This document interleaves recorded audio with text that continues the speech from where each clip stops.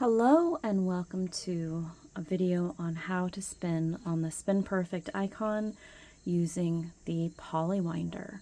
The Paulywinder is an automatic yarn winder that will fill your bobbin without needing to mess with pegs. The flyer comes with these pegged flyer rods, which are great for spinning all types of yarn. They're very, very smooth. They don't hook onto anything, they don't limit you at all, and so they're perfect for most spinning. But if you are interested in auto winding on a SpinPerfect ICON, then you'll want to play with the Paulywinder. So I'm going to go through this video in detail. I'm going to spin an art bat that my daughter made in her spring collection. It's got a bunch of different fibers in it and a merino base. So the way that you thread your Paulywinder is you take your leader thread or your yarn, you go underneath the Paulywinder, and then you come over, and you'll notice there's these two hooks here. These are guides. We'll come back to this later. You'll bring it over the fulcrum peg. This is the point that helps it wind the yarn on. You'll bring it over the fulcrum peg and then into this loop here. There's a little gap. And then into this loop, there's a little gap. So this loop is the only limitation of the Paulywinder. I do not use this tool for spinning super bulky yarns because I can't fit it through that hole. But for most spinning, it's not a problem. After bringing it through the loop, then you bring it down and through the hook. So that is how it should look from the bottom, from the side, and from the top.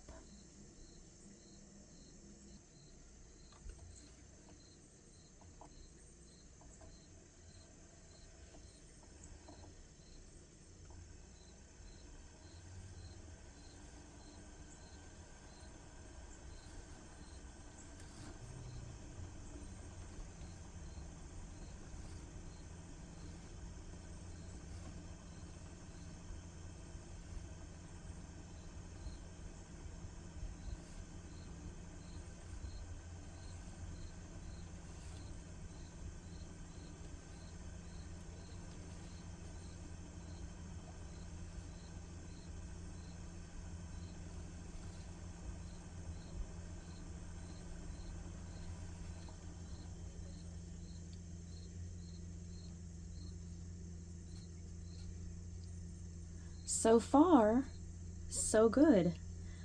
I noticed I was having a little bit of tension, and it's because this popped out of here. So what I'm going to do is I'm going to turn this around so that the opening of the loop is on this side. Bring this through the loop again, and then keep spinning. But that's the only issue I've had. Paulywinder is not gear driven. It's physics driven using this peg. The yarn walks back and forth, kind of like a journey. So, like life, you'll end up with some mountains and valleys on your bobbin as it fills. That's normal. That's normal for this tool. Okay, let's keep going.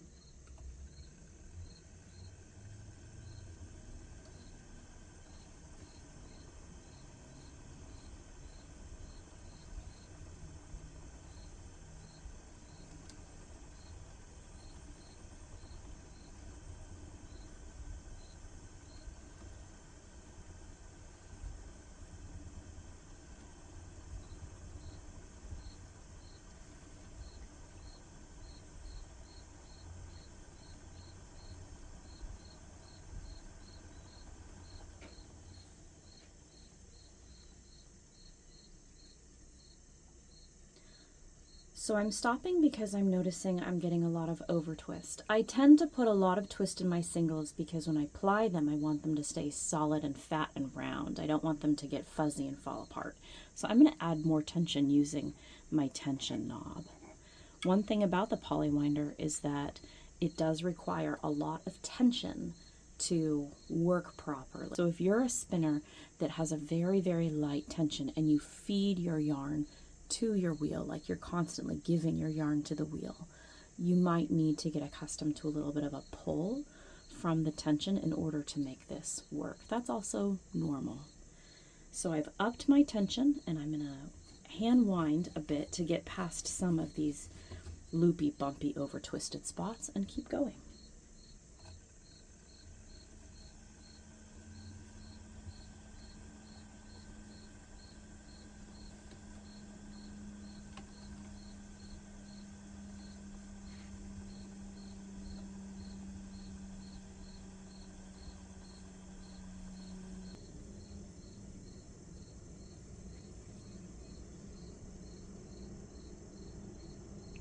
So I stopped because I'm getting a lot more over twisting and it doesn't feel like it's moving. So I'm going to bump up my tension a little bit more and use one of these guides to remind it to fill in this space. So you can see these little gates. The Paulywinder is kind of making a mountain here and it's creating a lot of effort, and it'll flow more smoothly if it fills in this small space. So I'm just going to help it along by moving those gates, and that will push the angle of the yarn into that small space.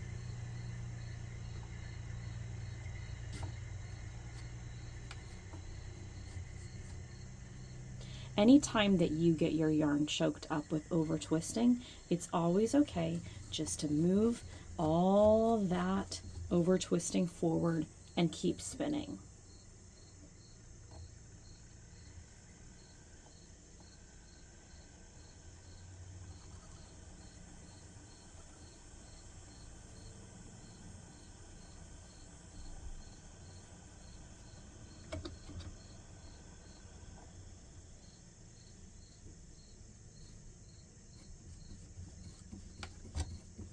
It's working its way there.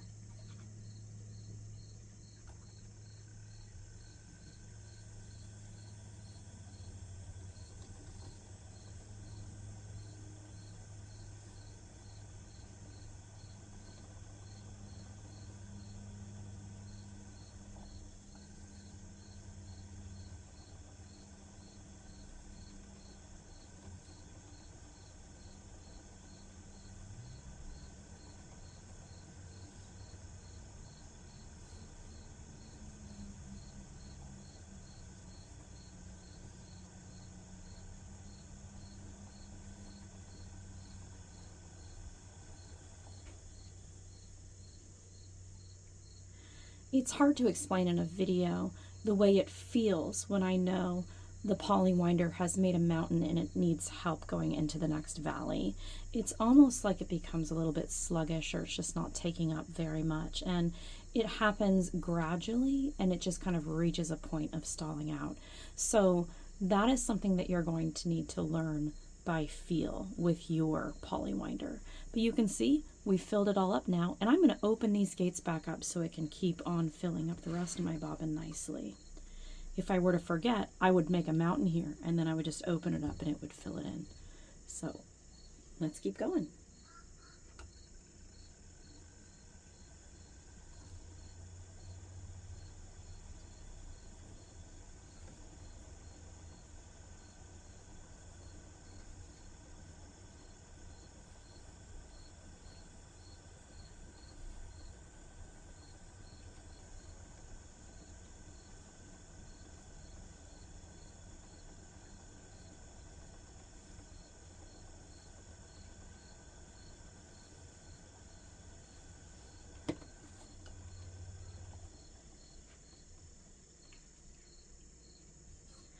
My yarn has jumped the fulcrum peg.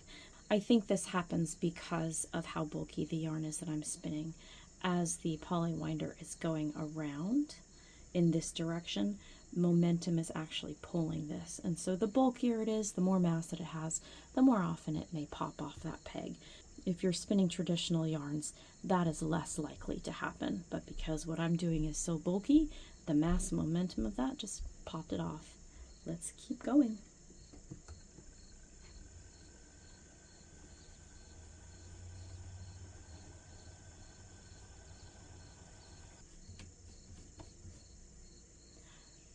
Another note when you're spinning bulky like me, sometimes you just need to hand wind it on.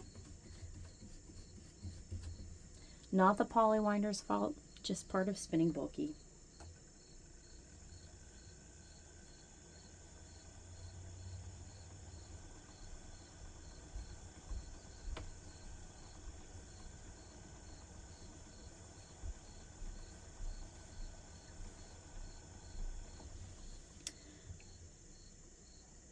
Did you see what I saw?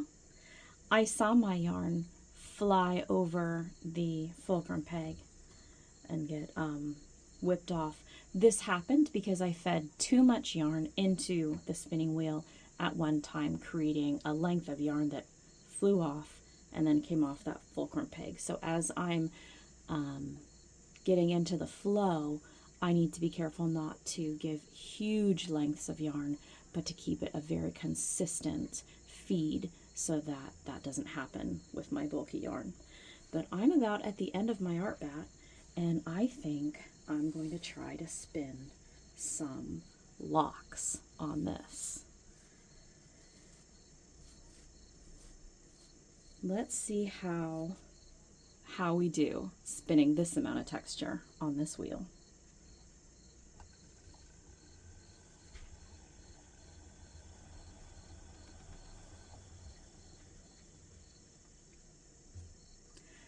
As I get started, I know this is going to be a lot of texture coming through. Each lump and bump is going to need to go over this and through this and over this. So it's going to be a lot of drag, which is normal because of what I'm spinning. And I want to make sure that I can get the transition up and through this hole. So I need to make sure everything I spin can be brought through this hole. It is okay to pull some stuff through.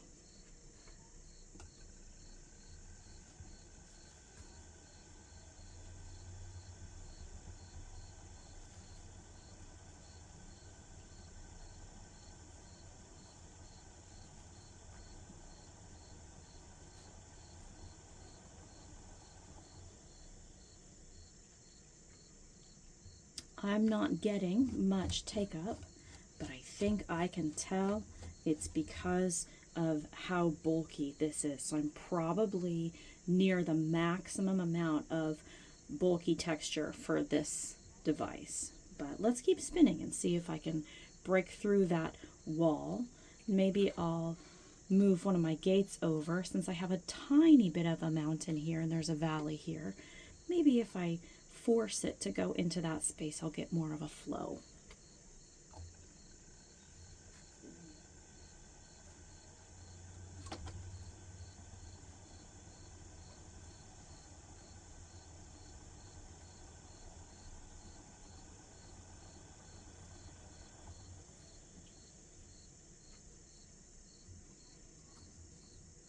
So much momentum is throwing off that hook. It also had so much momentum that it jumped out of the gate. That is because it's a dense and bulky fiber. It's not the fault of the Paulywinder. It's me kind of taking this tool to its limit, which is what I like to do.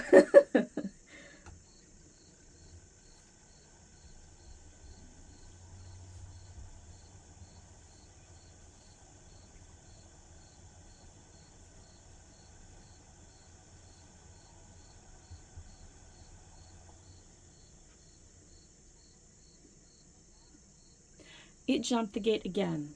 Too much mass to stay in that gate. So the results are, yes, you can spin locks on a Paulywinder that are this dense, but you might not get into flow. You might need to do a lot of hand winding.